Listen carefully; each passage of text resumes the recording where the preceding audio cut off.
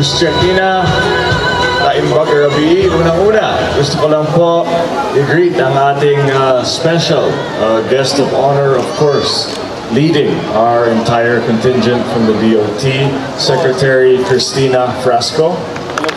Welcome once again to Ilocos Norte.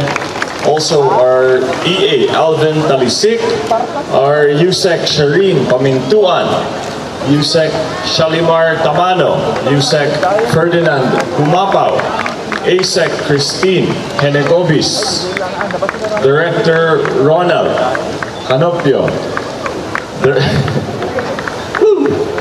Director Attorney Anavi Lapitan, Attorney Elaine Bathan, and of course ang aking kaibigan, RD Jeff Ortega.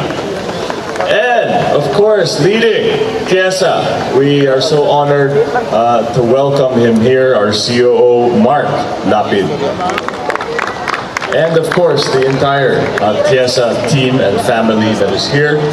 Ang aming kasama, of course, our Vice Governor, Cecilia Araneta Marcos, and our dear Sangguniang Palaluigan, our Bocales, na magfi-fiesta naman tayo mamayang gabi. And our city and municipal officials, of course, our mayors, good evening po sa ating lahat. Our tourism officers, may we give a round of applause to our Ilocos Norte Tourism Office for orchestrating all of this.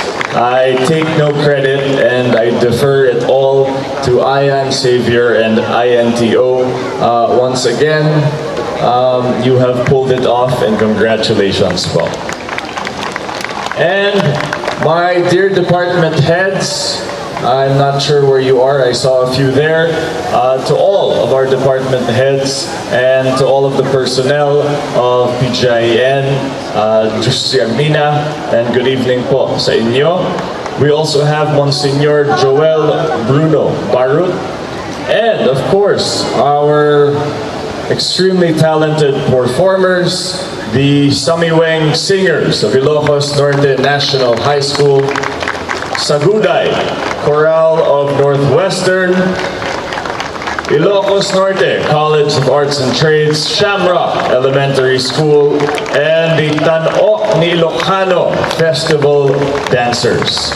And to all of you here with us, to all of my kakailian, sa inyong lahat, thank you for joining us. It is such a joyous occasion to see us all here together celebrating Christmas. After almost 3 years, now we can finally celebrate Christmas entirely and joyously and all together. And truly, we deserve this. And I thank all of you for your resilience. Sabi nga ng mga iba, ang Ilocano ay kuripot.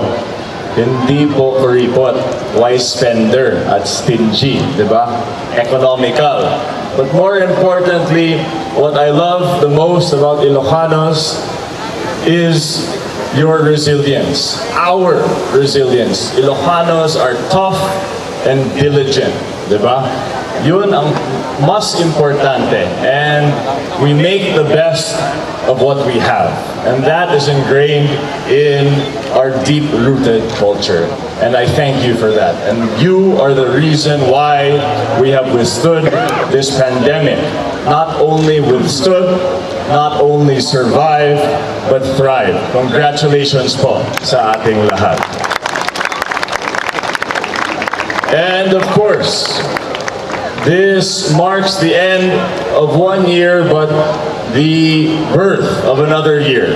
And we look forward with hope and enthusiasm and solidarity to what 2023 will bring to Ilocos Norte.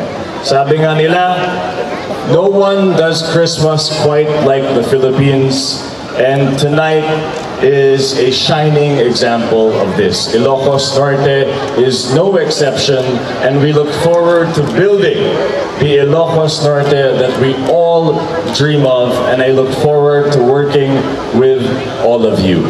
from the Marcos family to your family, naragsak a Paskua agbiag Ilocos Norte. Diyos siya kita.